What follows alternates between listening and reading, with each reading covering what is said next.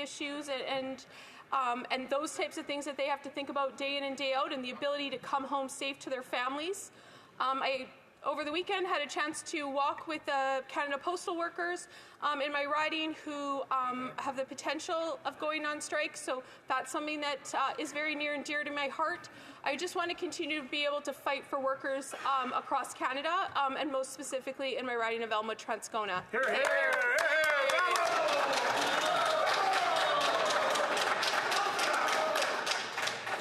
Statements by members, déclaration de députés.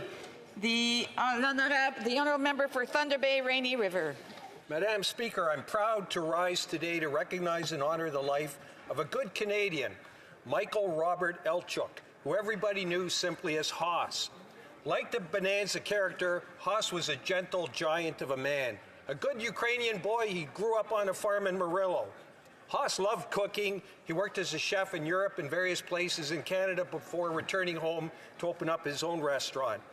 Hoss was a volunteer in a wide variety of community activities, none more importantly than his role as a volunteer firefighter with the Oliver Papoonge Fire and First Response. That's where I first met him years ago when he brought someone into the emergency room while performing CPR on them.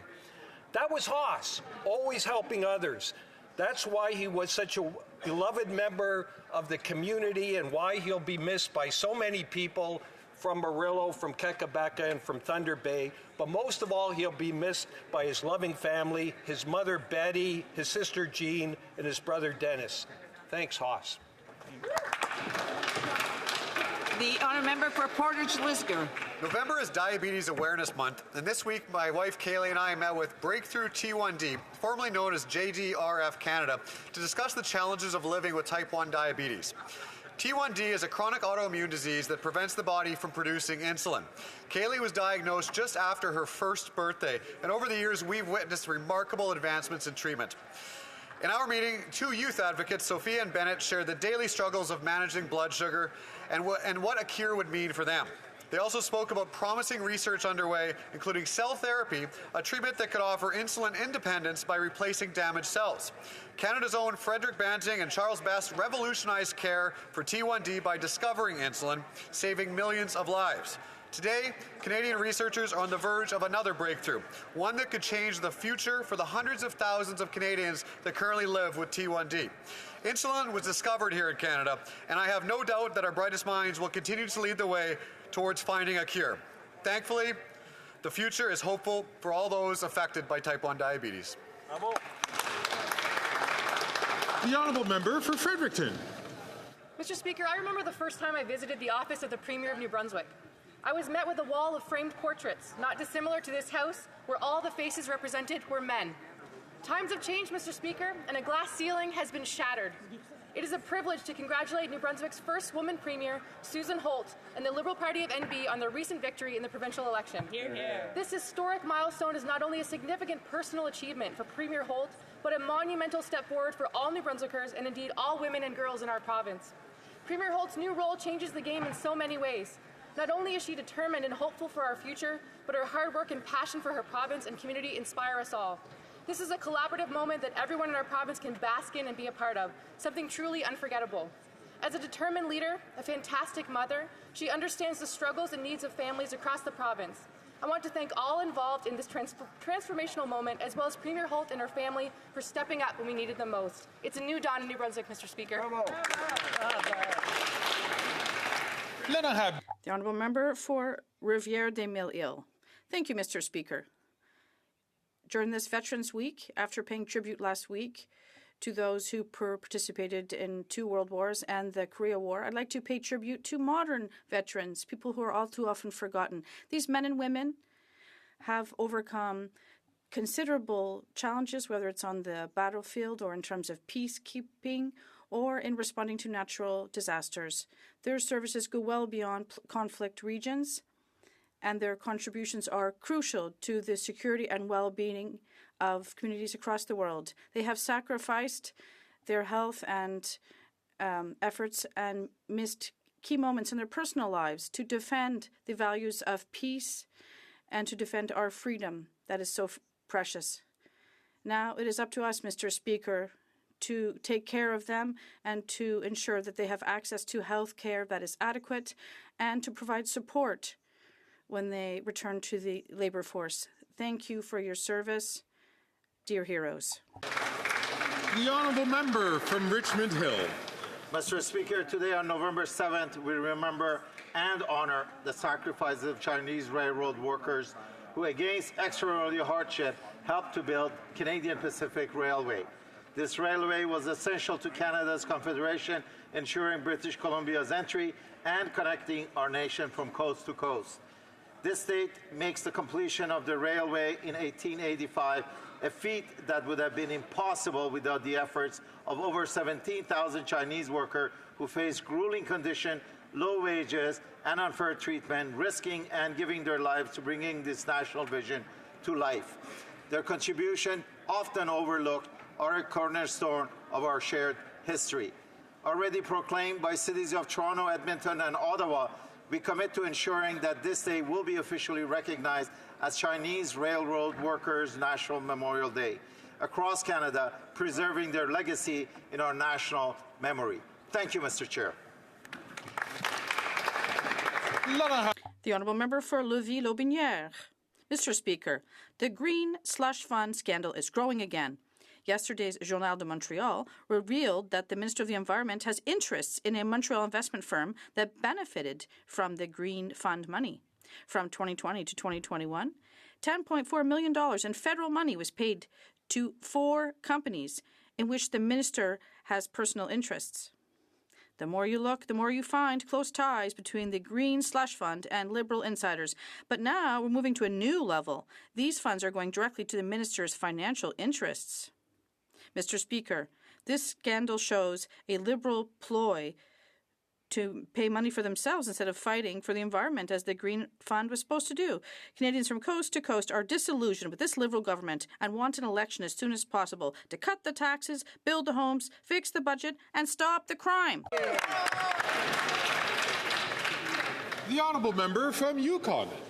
Mr. Speaker, courage, solidarity, giving and hope. These are the values that members of UK, the Ukrainian-Canadian Association of Yukon, are showing as they embark on a heroic journey to deliver medical supplies to the front line of Ukraine's fight against Putin's ruthless and illegal invasion.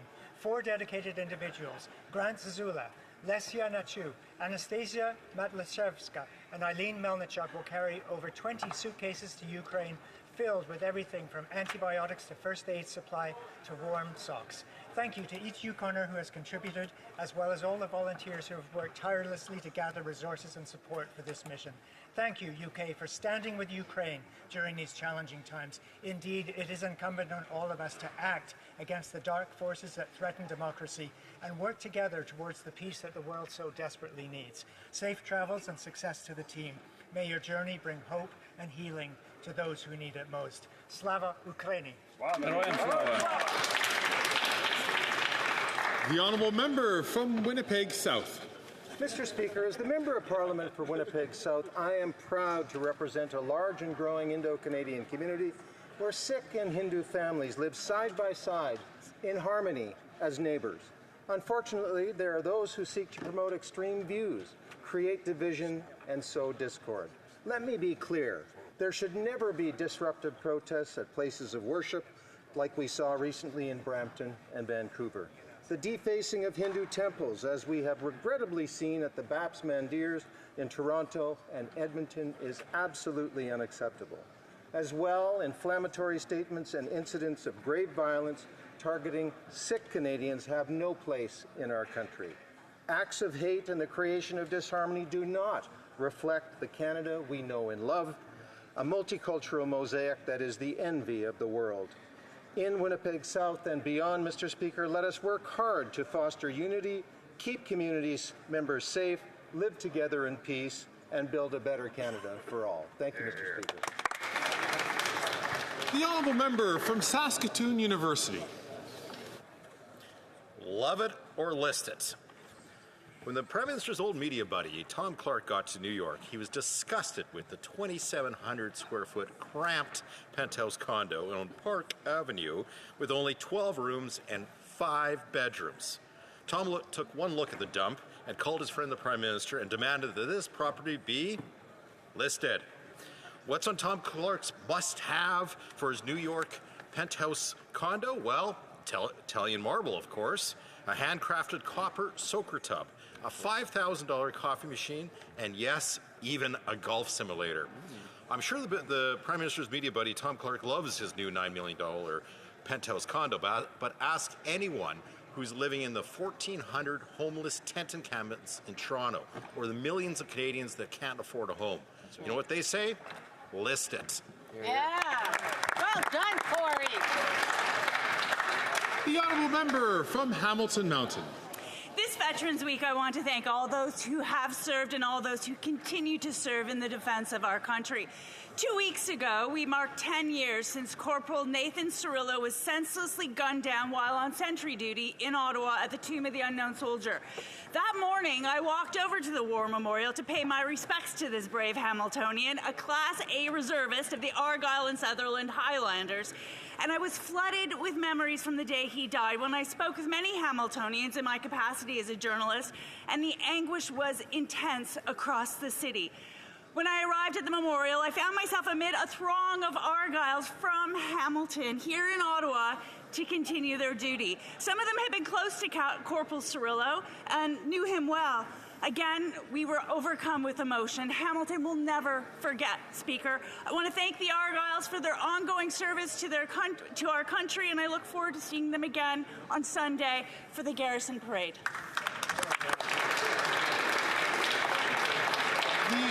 The honourable member from Regina Leuven. Mr. Speaker, after 9 long years of these NDP Liberals, taxes are up, costs are up, crime's up, and time's up. The Prime Minister has taken his anti-energy crusade to a whole new level after recently announcing his oil and gas production cut. This job-killing policy will result in sending jobs to the United States along with $700 million that will go to build pipelines in America. The NDP Liberals are creating more powerful paychecks. Unfortunately, it's for U.S. oil workers, steel workers, and truck drivers. The government's own analysis admits that their cap on production will cost thousands of jobs and billions of dollars, destroying Canadian paychecks. Here at home, Canadian workers are getting poorer and can't afford to put food on the table or a roof over their heads. The NDP Liberals have no plan for the environment, and their cap on production will only perpetuate the economic vandalism they've caused. It's time for a carbon tax election now.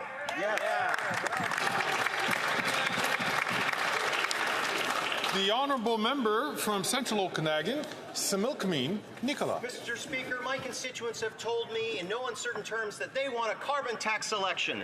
There is only one person left who prevents that by keeping this Prime Minister in power, and that person is the leader of the NDP. The same leader of the NDP who made a big stunt when he told Canadians he had ripped up his coalition deal with the Liberals. It was a perfectly timed scam on voters in Elmwood, Transcona, right before a by-election. The leader of the NDP even went so far to say, and I quote, "The fact is the Liberals are too weak, too selfish, and too beholden to corporate interests to fight for people," end quote. But if the Liberals are so weak, why has the leader of the NDP voted for the carbon tax over 24 times? Why does he support his inflationary deficits, including wasteful spending like the Prime Minister's Arrive scam app? Why does the leader of the NDP support the Liberals' soft-on-crime policies that have led to a 50% increase in violent crime? Every day this Prime Minister remains in power is because of the leader of the NDP. It's time for the leader of the NDP to stand with Canadians. Instead of this Liberal government, call a carbon tax election. The honourable member from Surrey Centre. Mr. Speaker, veterans often see music as a profound way to express themselves and heal from the impacts of military service. That's why last year Veterans Affairs Canada hosted its first ever open mic night. This event brought together veterans, family members, active service members, and music lovers. It was so successful that the idea expanded with events happening across the country, including Victoria, in Montreal later this weekend, and right here in Ottawa tonight. I invite all members of this House to join with us tonight at the Warrant Officers and Sergeants Mess Hall to celebrate the healing power of music. Thank you, Mr. Speaker. The honourable member from London Fanshawe. November is Lebanese Heritage Month, and I am fortunate to work with many Londoners of Lebanese heritage who make our city better. To name only a few, Mike Ramal, small business owner in London South, Sergeant Ziad Zabian from the London Police Service, Majida Zabian, a leader from Cedars of Hope, Dr. Munir Al-Qasim, our local imam, Dr. Majid Fiania, a physician in internal medicine, and Nadine Abirad, who works in my office and fights for my constituents every single day. I am so grateful to you all. I've witnessed that Lebanese Canadians always seem to find each other. They share a solidarity that has been built through hardship and war, and they continue to show remarkable resilience and the truest pride in being Lebanese. The Lebanese community is hurting. I see the pain in their eyes every day, and I see the worry about friends and family, and I want them to know that I stand with them. We must never stop demanding a ceasefire for an arms embargo and peace in the region. And while this may hold cold comfort to so many at this time, I hope you will be able to celebrate this Lebanese Heritage Month.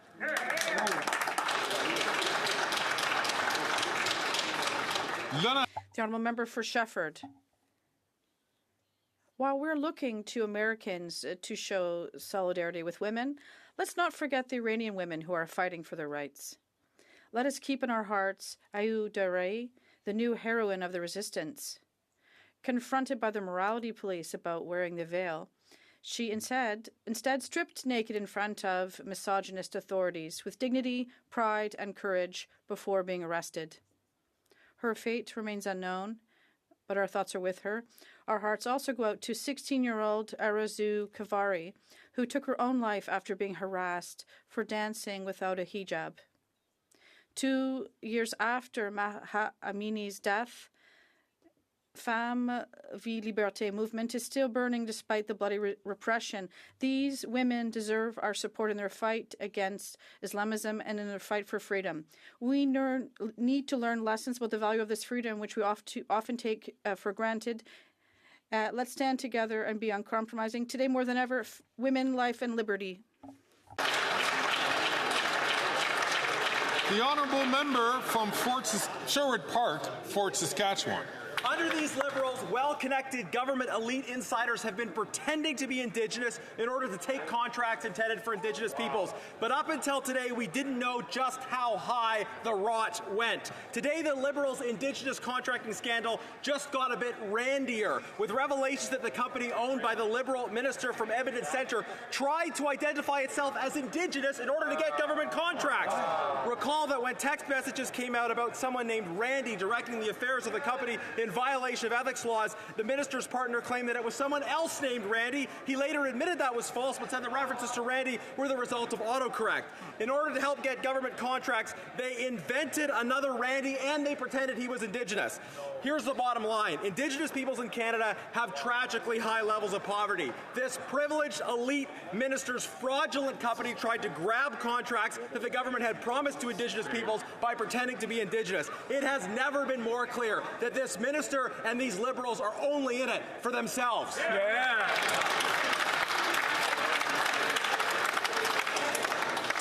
The Honourable Member, l'Honorable Député de... The Honourable Member for Longueuil, Charlemagne.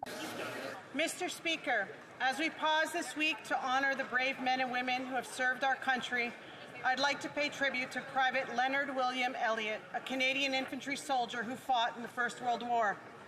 Private Elliott was one of the more than 650,000 Canadians and Newfoundlanders who courageously answered the call to defend the values of freedom and peace in the war that was meant to end all wars, and one of the more than 66,000 who never came home. Mr. Speaker, he was also my great-grandfather. Leonard was killed in action in August 1917 in the Battle of Hill 70, leaving behind a wife and 5 children, among them the 6-month-old daughter he would never meet, my grandmother Edith. Like so many others, he left his home and family, stepping into the unknown to protect a future he would never see. He fought not just for his generation, but for every generation to come. I had the honor of visiting my great-grandfather's grave in northern France in 2017. I was the first family member to do so, 100 years after his death.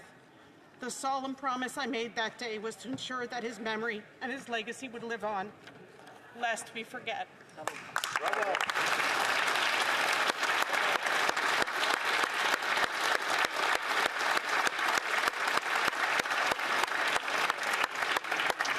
Questions orales, oral questions. The honourable member from Regina Capel. After 9 years of brutal assaults on Canadian energy workers, the Prime Minister just delivered a knockout punch with a production cap on oil and gas development here, which his own department admits will kill jobs and drive investment south of the border. Canadian energy company Enbridge just announced a $700 million project in the U.S. The Prime Minister is creating powerful paychecks for American workers while Canadian workers can't afford their mortgages or food. It's completely baffling why he would kill jobs here just to see them created down south. Is he getting some kind of a commission from the U.S. energy lobby for all the business he's sending them? The Honourable Minister of the Environment and Climate Change. Mr. Speaker, what the member opposite is saying is simply not true. It's a cap on pollution, Mr. Speaker. In fact, production is going to go up 16% by 2030, and companies in Alberta, in the oil sands sectors, are making billion-dollar investment to make sure that workers in Alberta have a future and the energy sector has a future, and we can fight climate change at the same time, Mr. Speaker. The honourable member from Regina Capel. It's a cap on production, and his own department says it will kill jobs. And let's listen to something else that their own officials are saying. The Prime Minister's own Environment Commissioner has blasted the carbon tax as a failure. Here's some of his conclusions. Quote, the government has not made sufficient progress to reduce greenhouse gas emissions. And quote, Canada remains the worst performer among all member countries of the G7. Every time the Prime Minister makes the carbon tax go up, Canada's climate performance goes down. Yet he keeps doing the same thing over and over, expecting a different result. So why won't he call a carbon tax election so Conservatives can stop his insanity? The Honourable Minister for the Environment and Climate Change. Mr. Speaker, the Conservative Party of Canada is talking about climate change. We should note this somewhere in a book because it doesn't happen very often. If only they would talk about the fact that for 10 years they did nothing, which is why we had to pick up the slack from what they... When we came into power, emissions were going to overshoot 2030 by more than 30%, Mr. Speaker. Emissions are down by 8% because of our plan, the lowest emissions in 25 years, no thanks to the Conservative Party. Encourage all members, please, to not take the floor unless they're recognized by the Speaker. The honourable member from Regina Capel. Pick up the slack. Under their policies, Canada keeps falling on performance indexes. The only thing this carbon tax is doing is making Canadians poorer, and the results are devastating. A damning new report from the Salvation Army shows the human suffering this Prime Minister is inflicting on Canadians. Let's look at the report. First-time users of food banks shot up this year from 43% to 58%, and 1 in 4 parents are eating less so their children can eat. This is in Canada. How can he be so cold-hearted? Why won't he at least let Canadians decide in a carbon tax election? The Honourable Minister for Economic Development in Quebec. Monsieur le Président, savez-vous qui... Mr. Speaker, do you know who has an inferiority complex in this place? It's the Conservative Party, because Canada has the lowest inflation. Interest rates are going down. Not only are we helping Canadians in need, we're building housing, we've got the family benefits, and the only ones in this place with an inferiority complex about Canada's economic resiliency is the Conservative Party. The honourable member for Mégantic-L'Érable. The Prime Minister, supported by the Bloc, we learned today that our greenhouse gas emissions records are not reliable. And this Prime Minister contributed to doubling the price of food and rent, while at the same time not succeeding in reducing greenhouse gas emissions. They've not met any of their targets. When will the Prime Minister call an election so that we can cut taxes? The Honourable Minister of the Environment. Mr. Speaker, you're going to have to put this on your calendar. The Conservatives have raised the question of climate change. They did nothing while they were in office, nothing for energy efficient efficiency, nothing for electrification of transit. The Conservatives did nothing. Their record was not good. Canada has had the best plan in recent years for reducing emissions, and it's certainly no thanks to the Conservative Party. They have no plan for the environment, no plan to protect Canadians, and no plan for national security. The Honourable Member for Mégantic-L'Érable.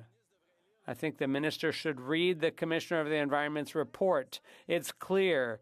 Reductions are not attributable to any steps taken by the government. The Liberal environment policy is not a policy. It's just a plan for the environment. It's just a plan to tax.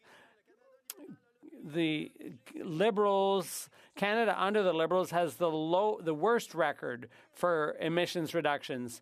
When will the government stop punishing Canadians so that we can finally cut taxes after an election?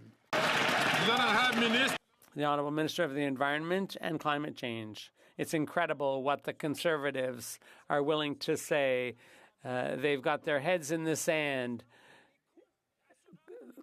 Insurable costs for Canadians for the impact of climate change were $7 billion in June and August. It's unprecedented. And what would the Conservatives do? Just let the planet burn. They have no plan to fight climate change, no plan to create jobs in the 21st century economy, no plan to protect Canadians, their drinking water and their health.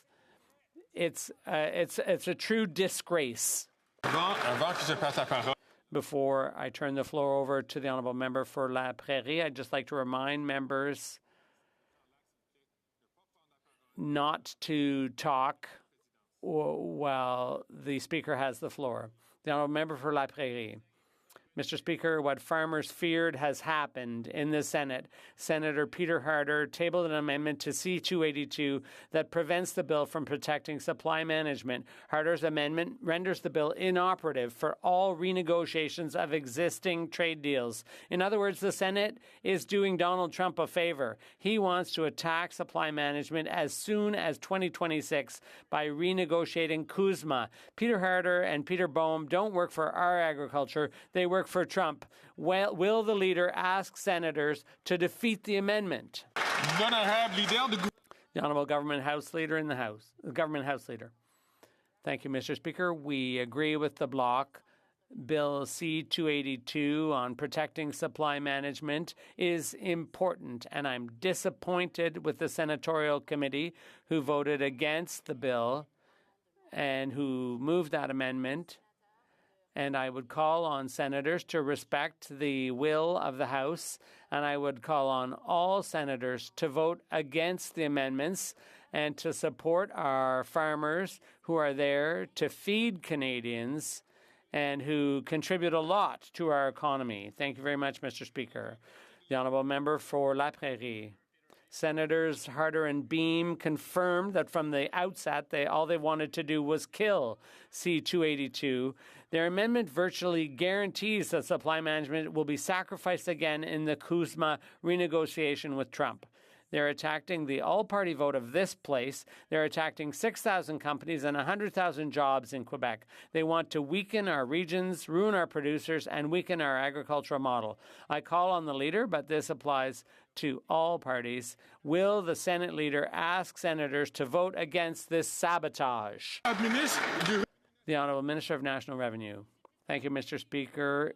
Yes, indeed, we are calling on senators to support the bill in its original form. It's very important to support and protect supply management. That has been the Liberal Party and government's commitment. We created supply management, and we will keep defending it. And I hope that the Conservative Party will also encourage Conservative senators to vote in favor of the bill in its original form. The Honourable Member for La Rosemont, La Petite Patrie.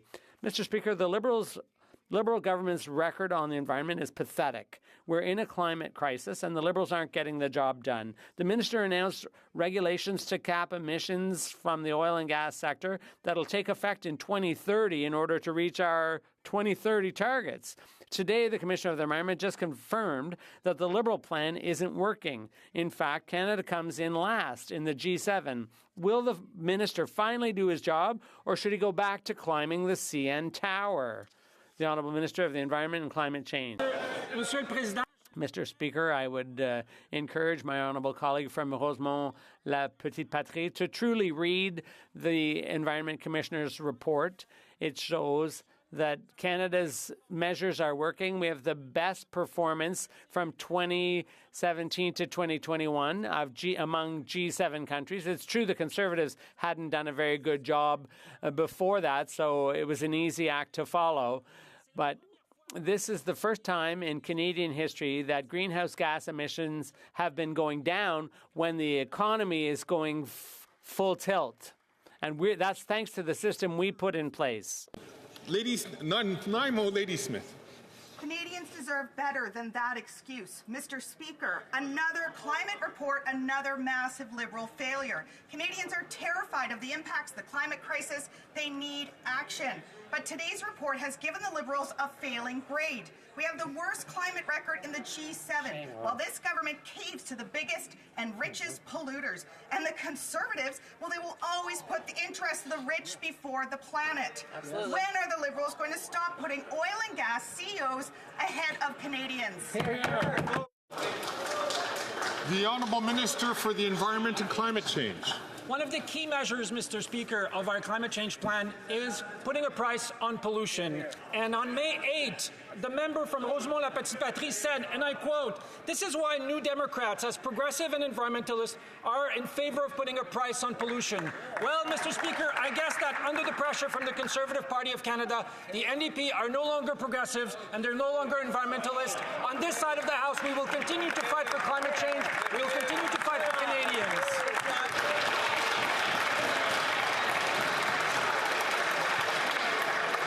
The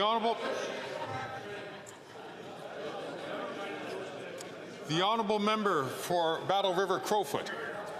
Last week, the government's own data revealed that oil and gas is the only sector of the economy showing signs of life. And on Monday, the NDP Liberals announced a job-killing cap on oil and gas production. The government's own analysis admits that their cap on production will cost thousands of jobs and billions of dollars, destroying Canadian paychecks. No wonder Canadian-based Enbridge is building a $700 million pipeline in the United States. Wow. This Prime Minister is creating powerful paychecks for American energy workers and American steel workers, while Canadian workers can't afford their food or rent. Why is this Prime Minister driving investment jobs away from Canada towards the United States? The Honourable Minister for the Environment and Climate Change. Mr. Speaker, what the member is saying is simply false. It's a cap on pollution. Pollution is a bad thing, something the Conservative Party of Canada should understand. You want to talk about investment? Let's talk about a $2 billion investment that Strathcona, an oil company in Alberta, is making in Canada to make sure that workers in Alberta and the energy sector can have a future in a carbon-constrained world, something the Conservative Party of Canada is incapable of understanding, Mr. Speaker.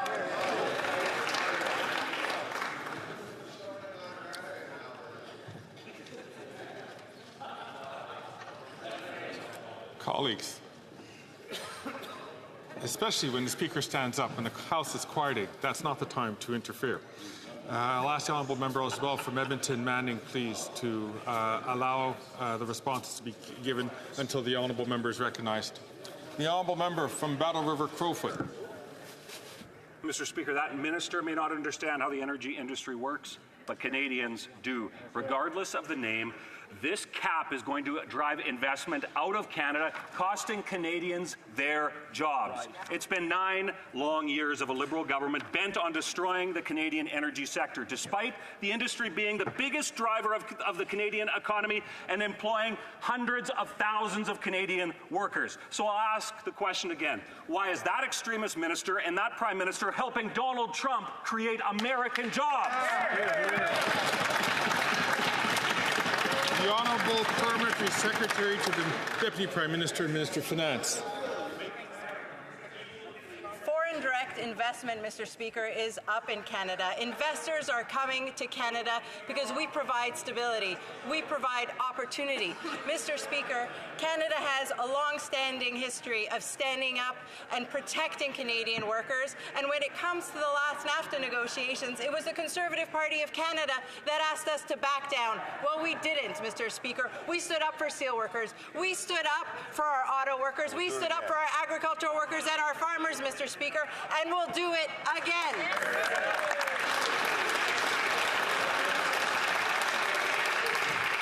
The Honourable Member from Cypress Hills, the Honourable Member for Cypress Hills Grasslands. Speaker, after 9 years, the NDP Liberals are not worth the cost as they continue to crush the Canadian energy sector. This week, they announced their job-killing oil and gas production cap.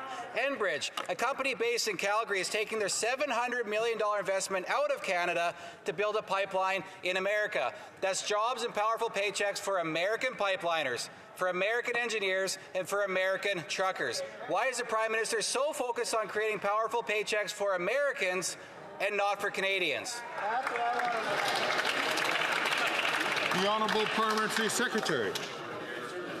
Salt experts that disagree with them, but recently their go-to guy, Sylvain Charlebois, said climate change is the agri-food sector's greatest challenge and agreed that climate change is a major driver of food price inflation. So if Conservatives actually cared about elevated food prices, they'd have a plan to address climate change, but they don't. They've got nothing.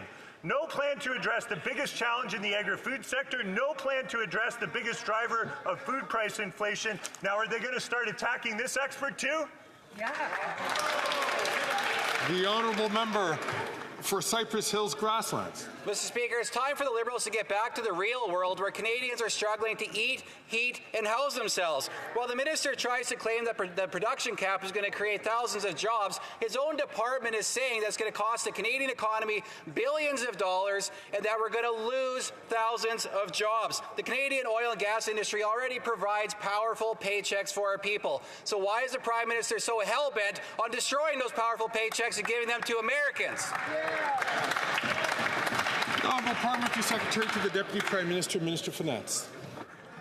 We love powerful paychecks, Mr. Speaker. Actually, wages have outpaced inflation in Canada for the last 20 months, Mr. Speaker. The member opposite wants to talk about the United States.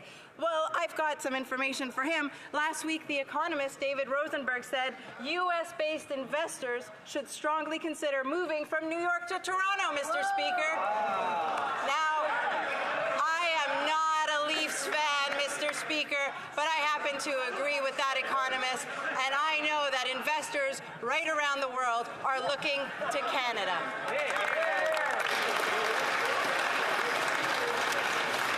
The Honourable Member from Edmonton-Wetaskiwin. Mr. Speaker, after 9 years, the NDP Liberal government is not worth the cost. The government's own analysis admits that their cap on production will cost Canadians thousands of jobs and billions of dollars. Meanwhile, we have a Canadian company who can't get a pipeline approved in Canada, investing $700 million in a U.S. project. And get this, in 2023, they increased oil and gas imports to Canada with over 40 million barrels shipped across the Atlantic from Nigeria and Saudi Arabia alone. Why is this Prime Minister so intent on funding powerful paychecks in the U.S. and everywhere else while Canadians struggle to afford food and housing? The Honourable Parliamentary Secretary for Innovation. Speaker, I know Conservatives like to cherry-pick per capita measures that try and talk down the Canadian economy. But in fact, if you look at per capita foreign direct investment, Canada is #1 in the world, ahead of Brazil, ahead of the United States. If you look at the IMF's projections of growth in Canada, our GDP is projected to grow more in the year 2025 than any other G7 country. We will not apologize on this side of the House for being optimistic about Canada's future. The Honourable Member for Coast of Bay, Central Notre Dame. After 9 years, the NDP Liberals are not worth the cost, especially for Newfoundland and Labrador's offshore oil and gas industry, where for the second year in a row, there were no bids for new exploration licenses. Energy NL says it was not unexpected, pointing to a complex, inconsistent, and burdensome regulatory system, including the only emissions cap in the world. So, Mr. Speaker, will these economic assassins get rid of that stupid cap so that we can export Canadian oil and gas instead of jobs?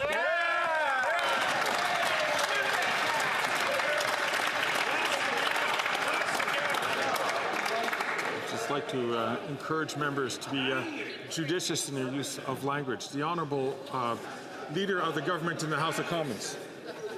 50%, Mr. Speaker, 50% higher. Now, what is that, Mr. Speaker? It's the imports of foreign oil into Canada when the Conservatives were in government than we are, Mr. Speaker. When it comes to standing up for our industries, whether it's the energy sector, whether it's steel workers, whether it's agricultural workers, Mr. Speaker, there is one party in this House that does that consistently. It is the Liberal Party of Canada. The Conservatives say, give it all away, and we will not do that. We will always stand up for Canadians, our workers, and our economy. Thank you, Mr. Speaker.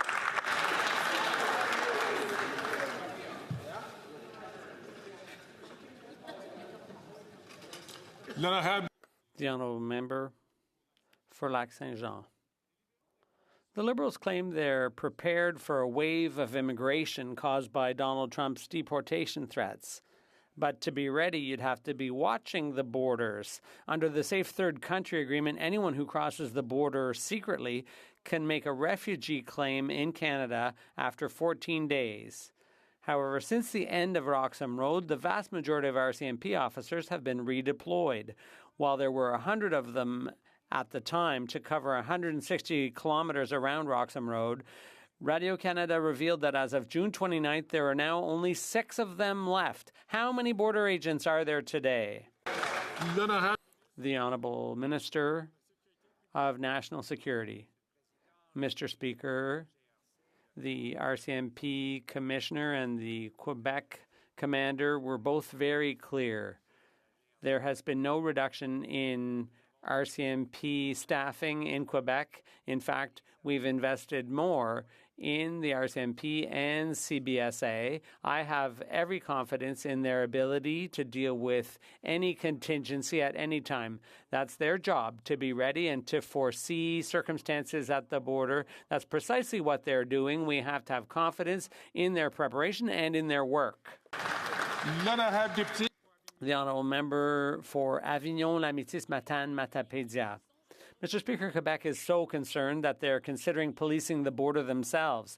This morning in committee, the Minister of Public Security told me he was surprised that François Legault would want to send officers to the border because it's purely and completely a federal responsibility. Well, that's the problem. It's federal jurisdiction, but the feds don't seem to have a plan for the border. Nature abhors a vacuum, so with the federal government nowhere to be seen at the borders, Quebec needs to react. What's the plan and how many more officers are being deployed? The Honourable Minister of National Security. Mr. Speaker, I greatly appreciate the question from my colleague. In fact, I enjoyed our exchange earlier in committee. We talked about this very question.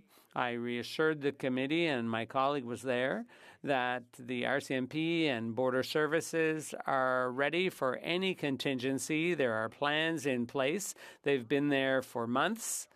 I think we need to have confidence in them and understand that giving the details of operational plans for politicians to do that on the floor of the House of Commons would be very irresponsible. The Honourable Member for Avignon, Lamitis, Matane, Matapédia.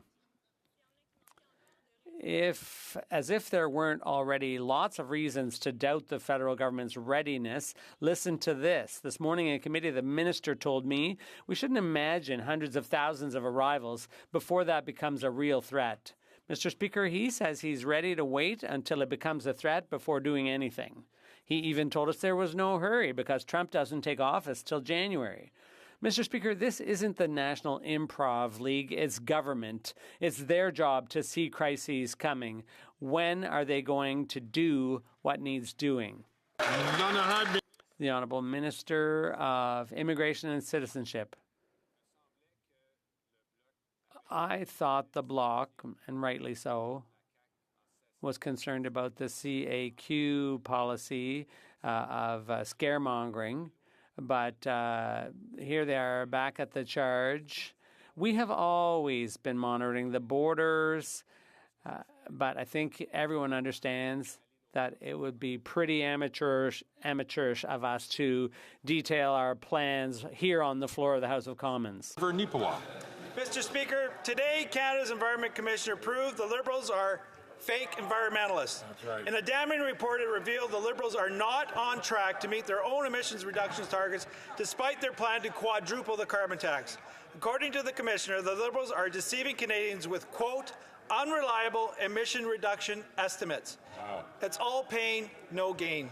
Why are the Liberals driving Canadians to food banks with their costly carbon tax with getting nothing in return? The Honourable Minister for the Environment and Climate Change. Mr. Speaker, the Commissioner's report looks back at what's been happening since 1990. And you know what didn't happen under the Harper years, Mr. Speaker? Any type of action on climate change. No measures for energy efficiency. No measures for transit. No measures for electrification of transportation. No measures for renewable energy. This has changed since 2015, and we've bent the curves. We were going to miss our 2030 targets by at least 30%. We're 7% below 2005 levels. That's because of what we've been doing. It's about climate. It's about jobs, it's about the economy, and it's about the safety of Canadians.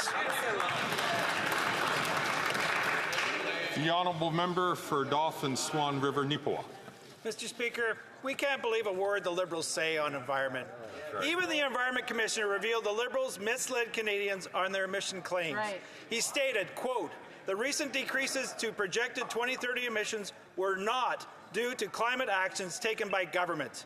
While the Environment Minister punishes Canadians with a carbon tax, Canada's worst record in the G7 for emissions reductions under the Liberals. Now that the truth has been exposed by the Commissioner, will the Prime Minister call a carbon tax election? The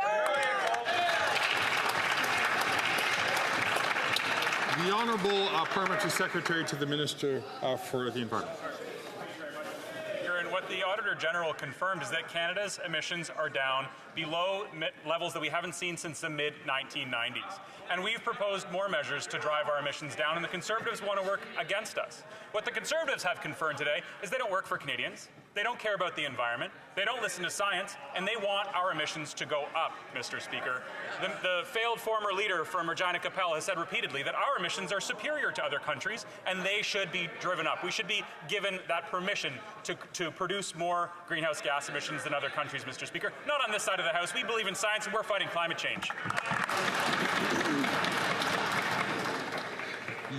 The Honourable Member for Chicoutimi-Le Mr. Speaker, the carbon tax is going up. Greenhouse gas emissions are also going up. The Liberals have put in place a tax plan, not an environmental plan. And since the carbon tax, Canada has fallen to near last place among OECD countries for emissions. Meanwhile, the Environment Minister is burning fossil fuels to attend COP. When will there be an election?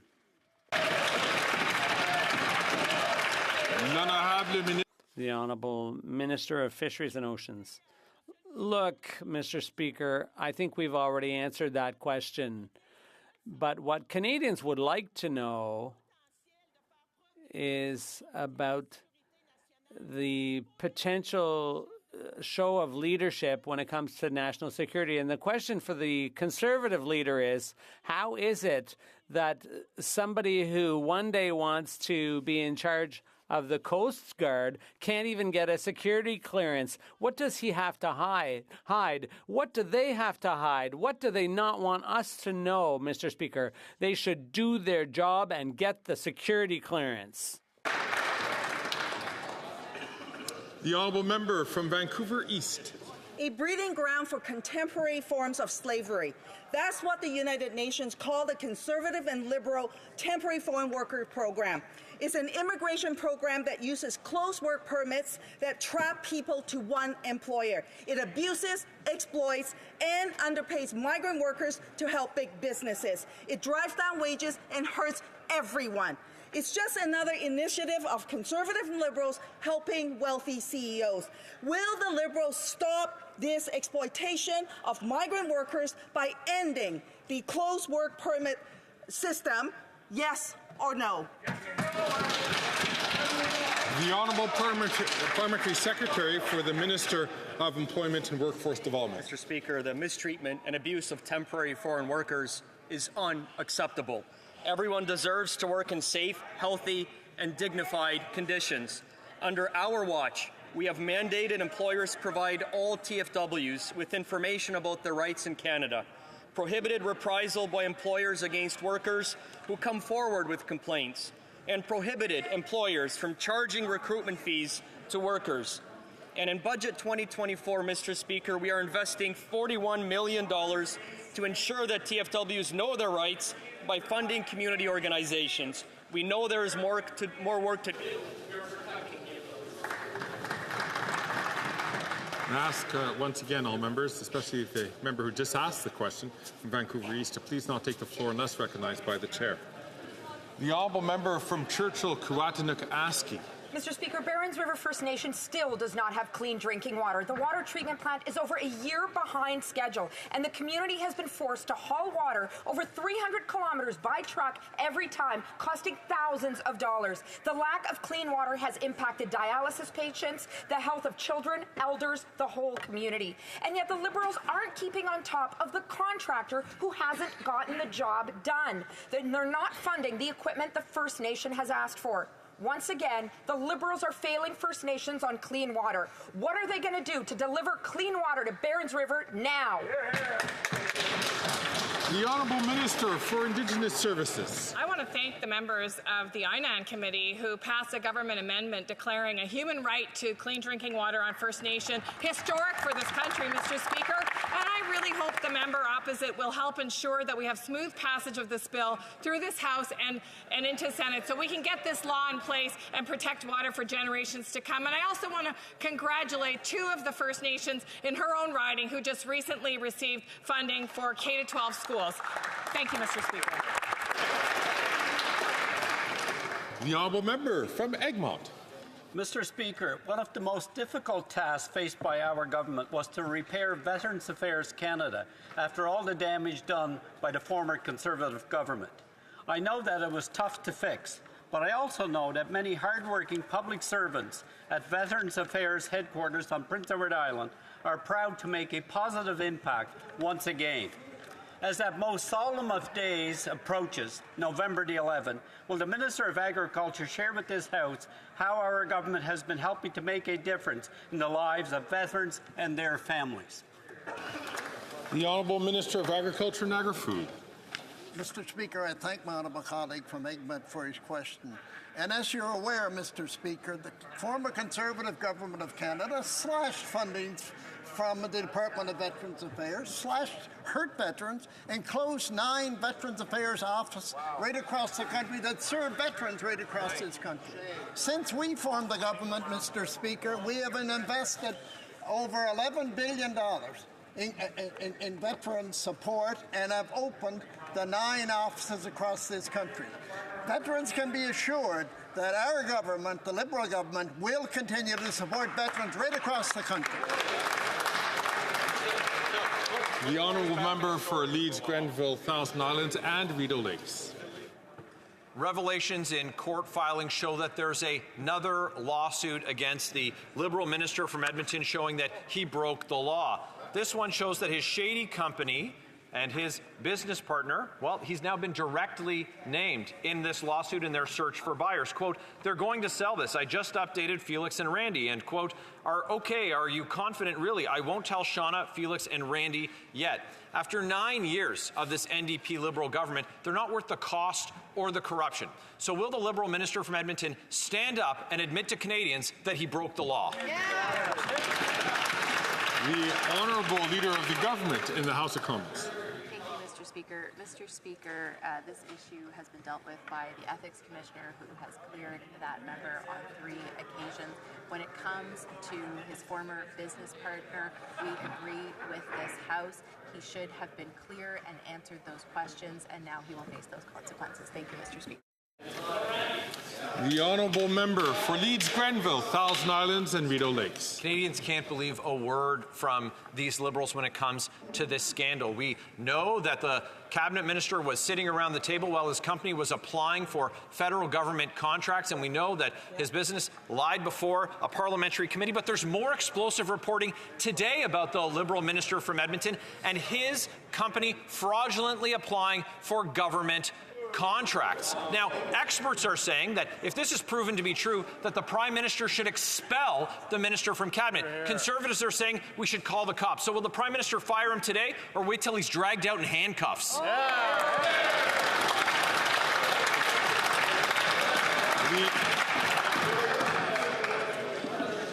The Honourable Parliamentary Secretary. Mr. Speaker, the member opposite is making reference to an article that came out today, and I can assure everyone in this House and those watching that the article confirms that the company in question has never received any contracts as an Indigenous business and has never been listed on the Indigenous Business Directory.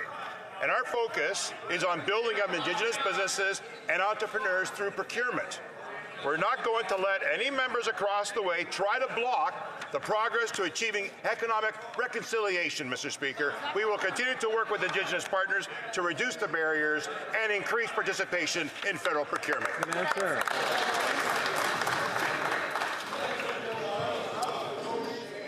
Order.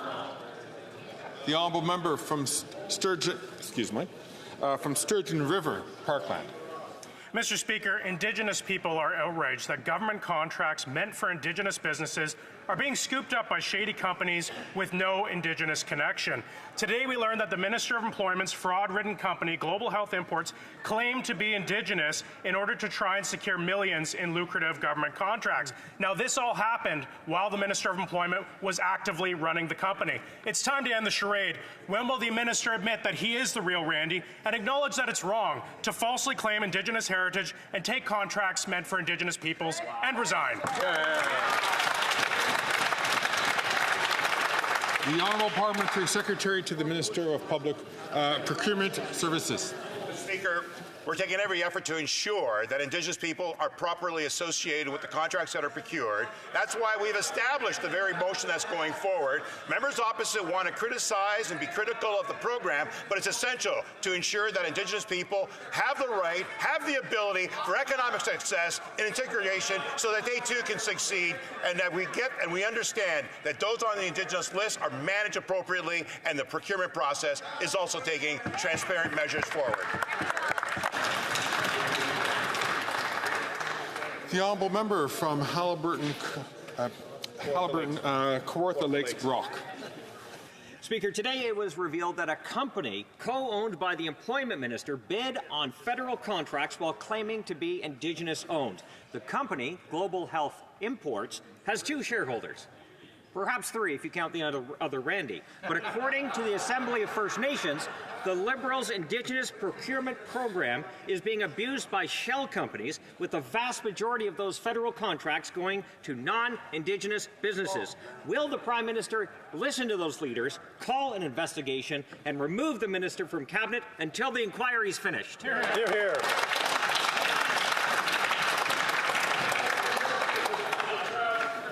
The Honourable Parliamentary Secretary to the Minister of Public Services and Procurement.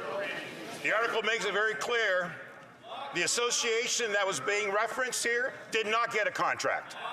They were not listed on the Indigenous list, and we've taken the steps appropriately in the procurement to ensure that that doesn't happen, Mr. Speaker.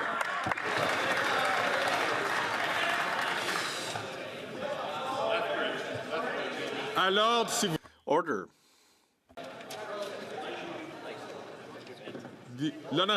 The honourable member for Jonquière.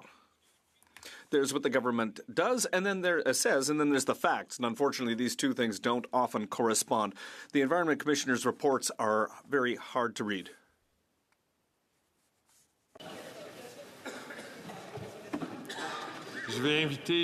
I would invite the honourable member for Jonquière to start again from the top, please. There's what the government says, and then there's the facts. And unfortunately, these two things don't often correspond. The Environment Commissioner's reports make tough reading, and despite what the minister claims, the Liberals' record is really not good. This government takes the survival of threatened species lightly, and when it comes to greenhouse gas emissions, well, Canada is the worst in the G7 when it comes to meeting its targets. The Liberals have quit. Are they really ready to leave biodiversity and the fight against climate change to the Conservatives? The Honourable Minister of the Environment and Climate Change.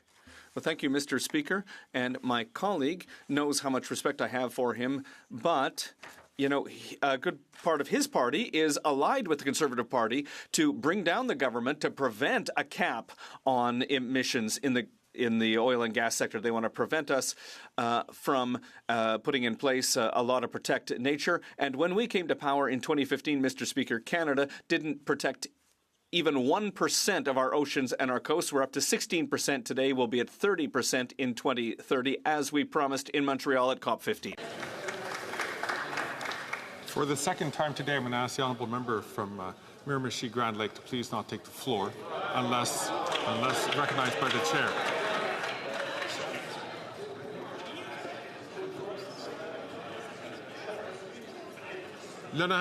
The honourable member for Jonquière.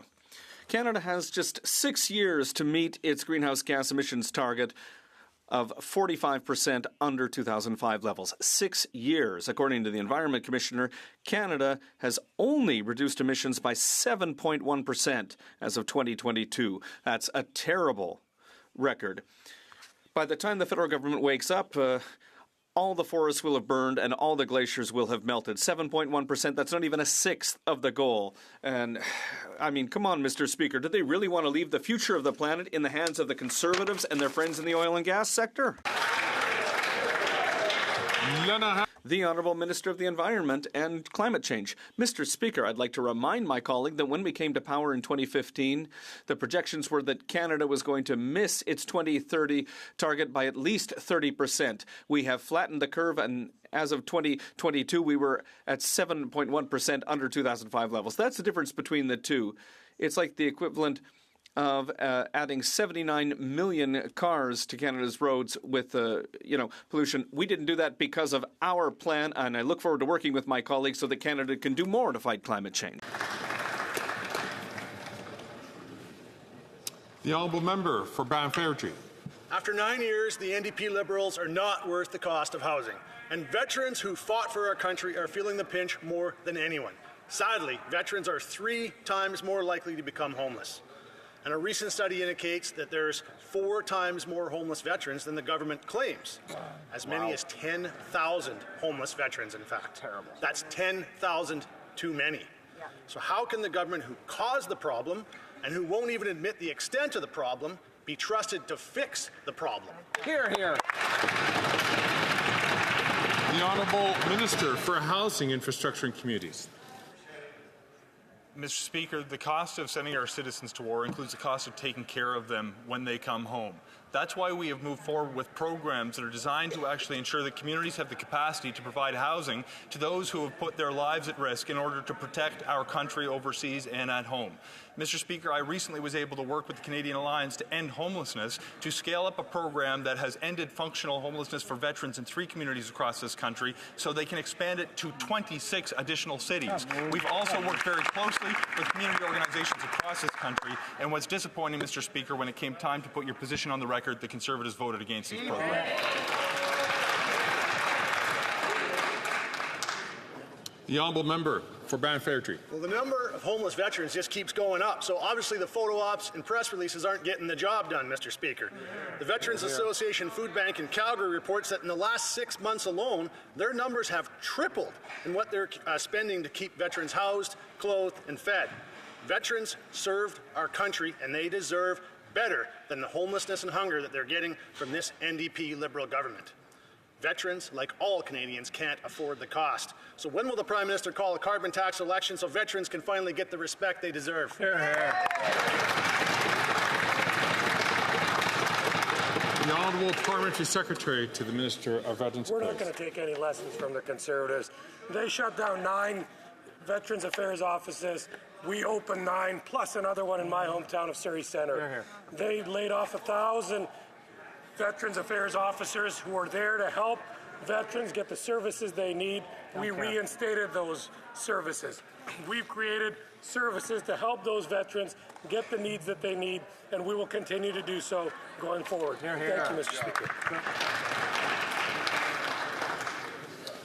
The honourable member for Bellechasse-les-Etchemins-Lévis. Mr. Speaker, after 9 years of this Liberal government, the cost of rent and housing has gone up. It's doubled, and homelessness is up. The Bloc has supported the Liberals for 2 non-confidence votes. The Conservatives are calling for cutting the GST on new homes, and we've heard from many who feel that the Conservative leader's plan is a step in the right direction. Will the Liberal Bloc cut the GST on housing, or is it going to continue to fund its programs that build 0 new homes? The Honourable Minister of Housing, Infrastructure and Communities. Honestly, Mr. Speaker, as the member knows very well, we are making investments to build affordable housing. Just as an example, in the Housing Accelerator Fund, we have an agreement underway with Quebec to build 8,000 social housing units. The Conservatives are against that, Mr. Speaker. Mr. Speaker, they talk about when we cut GST for apartment rent, the Conservatives for building apartments, the Conservatives were against that.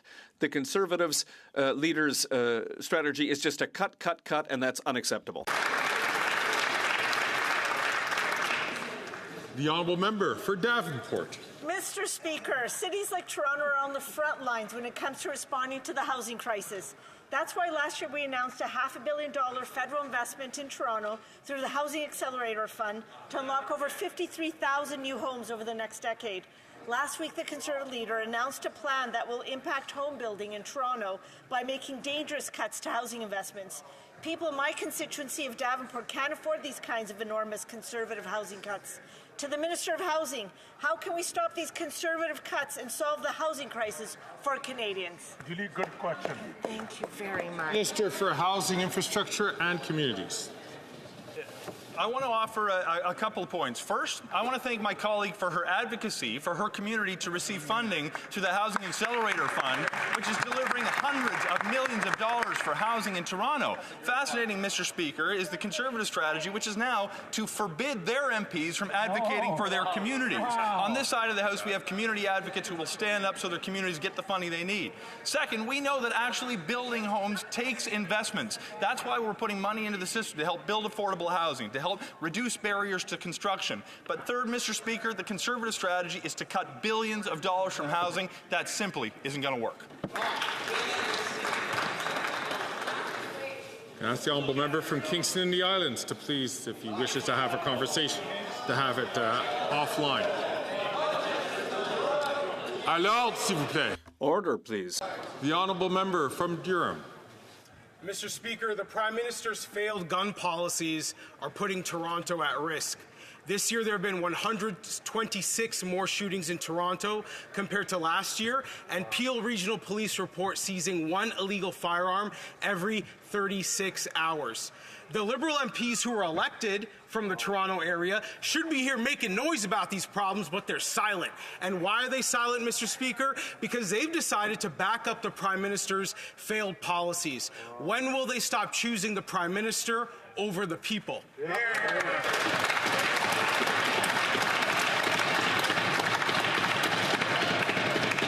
The Honourable Minister of Justice and Attorney General. Mr. Speaker, our position as a Liberal Party, my position as a Toronto MP is simple. Let's keep the citizens of our cities safe. How do we do that? By ensuring that we have less gun violence on our streets. How do we do that? By shoring up our borders to prevent guns from crossing the border. The specific border services that party cut when they were in power prior to 2015. What we also do is we recognize the important impact on domestic violence that gunfare has. When we keep guns out of the homes in people in cities in Canada, what we're doing is ensuring that domestic violence doesn't have a pernicious impact on women. That's how you keep Canadians safe.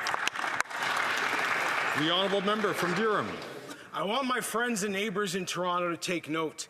This Liberal Justice Minister is looking back at things that happened over 10 years ago while he's been here for 9 years and takes zero responsibility for crime getting worse. Imagine that, getting elected to serve your constituents, sitting here for 9 years and can't take a single bit of responsibility for a problem that he should be trying to fix. Mr. Speaker, it's very, very clear. Crime is worse. The Liberal MPs elected to serve Toronto are failing to do their job. When will they stop choosing the Prime Minister over the people? Hear, hear.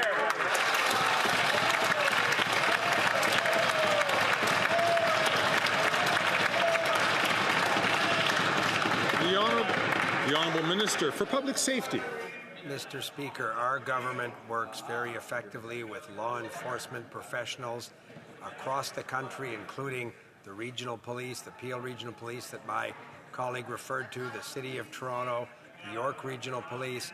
We've invested, Mr. Speaker, money that the Conservatives cut in the RCMP and border services to prevent illegal guns from entering the country. And, Mr. Speaker, we're very surprised the Conservative Party would turn back gun control legislation designed to protect Canadians by making it legal again to have assault-style firearms on the streets of the country. The Honourable Member from Niagara Falls. Speaker, after 9 years, the NDP Liberals are not worth the cost, corruption or crime. Since 2015, when they formed government, violent crime has skyrocketed by 50%. And sadly, during their reign of error, they have also allowed an evil monster, Paul Bernardo, to be transferred to a medium security institution. On November 26th, this child rapist and serial killer is scheduled to have a parole hearing. Will this NDP Liberal Prime Minister finally get tough on crime and assure Canadians that Paul Bernardo will remain behind bars where he belongs for the rest of his life? The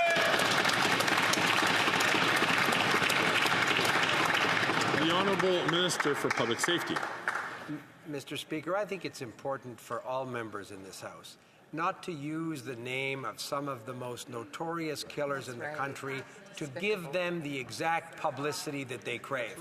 This particular individual is locked up in a federal prison behind two very high fences with a lot of razor wire. Mr. Speaker, I saw myself the secure federal correctional facility that this particular individual is in. My colleague also knows the parole board is independent and it would be absolutely inappropriate to prejudge their work, but I have confidence that they'll do their work properly for public safety.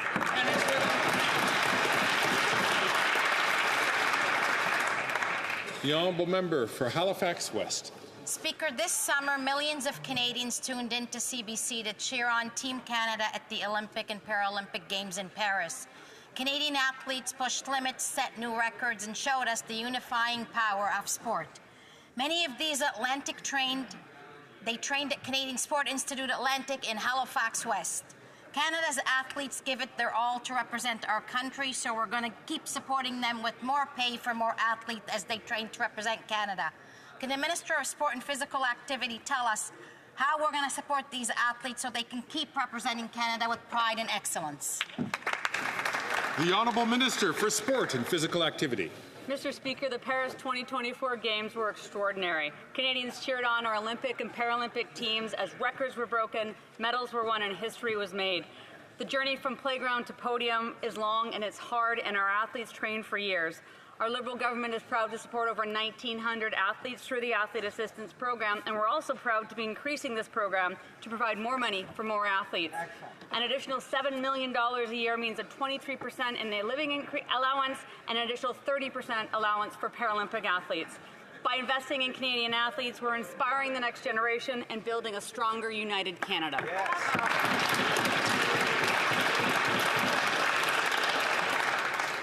The Honourable Member for Port Moody Coquitlam. Mr. Speaker, homelessness is growing amongst seniors for the first time ever. Canadian seniors who live on fixed incomes are being hit hardest by skyrocketing rents driven by unregulated corporate greed. The Liberals have sat by while private investors jack up their rents and squeeze our parents, grandparents, and veterans out of their homes. When will the Liberals stop caving to corporate landlords and private long-term care investors to protect seniors. The Honourable Minister for Housing, Infrastructure and Communities. Mr. Speaker, I thank my honourable colleague for her question, and I share her concern about the plight of some of Canada's most vulnerable, those without a roof over their head. In order to address those challenges, we need to ensure that we build out the affordable housing stock so people can find a place that is safe, that they can afford.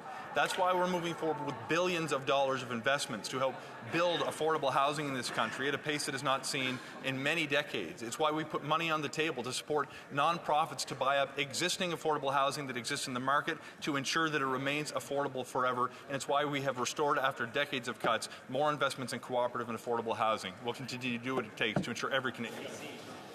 The Honourable Member for Spadina, Fort York. Mr. Speaker, Canadians will soon pause to remember the brave men and women of Canada's armed forces who served our country and made the ultimate sacrifice. Whether in Flanders, on Juno Beach, the hills of Korea, or the sands of Afghanistan, they fought for Canada, for our democracy, and the freedoms that we all enjoy today. Mr. Speaker, I'm proud to wear this country's uniform. I believe in our democratic institutions. I believe all members of this House are duty-bound to accept and hold high the torch passed from those fallen in the defense of Canada. Mr. Speaker, I respectfully ask the government if they all can say the same.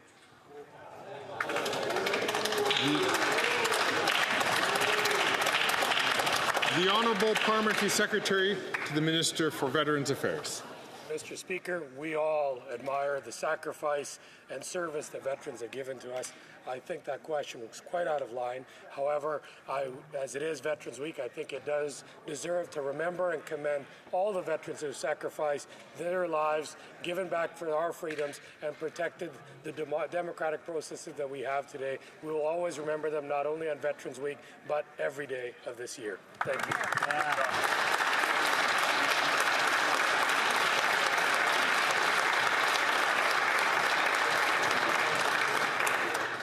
I see that the Honourable Member from Cowichan Malahat Langford is rising on a point of order. Yes, Mr. Speaker, there have been consultations, and I hope that if you seek it, you will find consent for the following motion. That the House, 1, recognizes that attacks on places of worship threaten all Canadians' charter-protected right to freedom of worship. 2, recognizes the recent increases in attacks targeting places of worship. 3, calls for the government to work urgently with... I'm afraid I'm hearing a number of no's for the Honourable Member's request for unanimous consent.